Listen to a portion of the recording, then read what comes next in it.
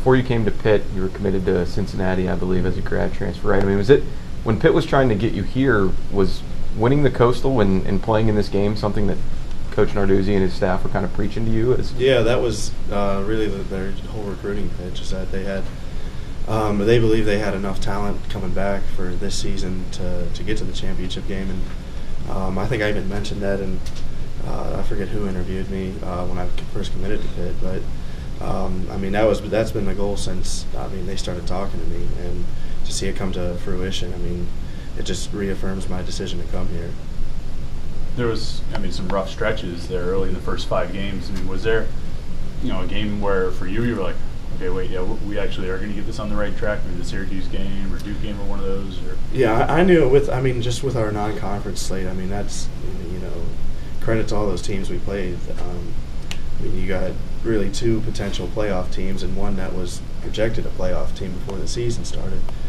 But I knew as soon as we got into ACC play that we were going to turn some heads. And then you mentioned the Syracuse game. I think that was a big turning point in our season for us, for sure.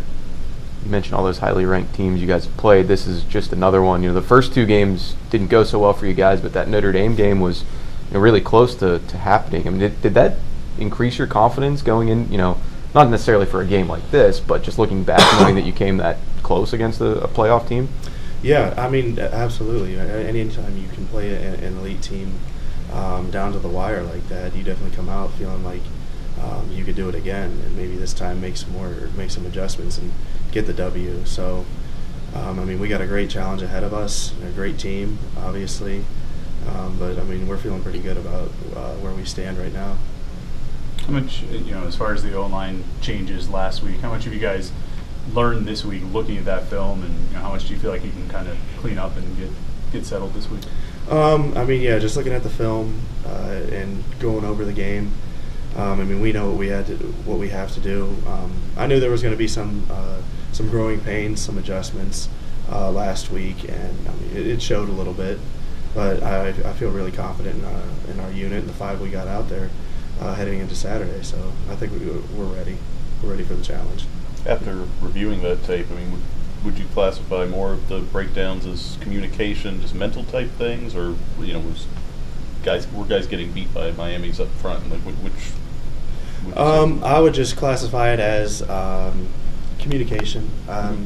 I think just getting all 5 guys on the same page was a challenge for us last week. And then credit to that defense. Preseason they're picked to win the Coastal. Maybe they're a playoff team too. They have 3 or 4 guys on that defense that are going to be playing in the NFL next year. High draft picks too. You ever sit down and think about how your life and career has changed in the past 12 months? Yeah, I was just talking to a friend about that the other day. It's just, my decision to come here, how the season turned out, and with everything and all the great people I've met since I've been here. It really is fate, I believe. It's crazy to think about. Anything final? That happened last week's game or practice? No, gorilla escaped from the zoo and punched me in the eye. Wow, it's unfortunate timing. Is that what the coach told you to say? That's what happened. So if you see a gorilla walking around, walk the other way. You're sticking to it, right? Yep. All right.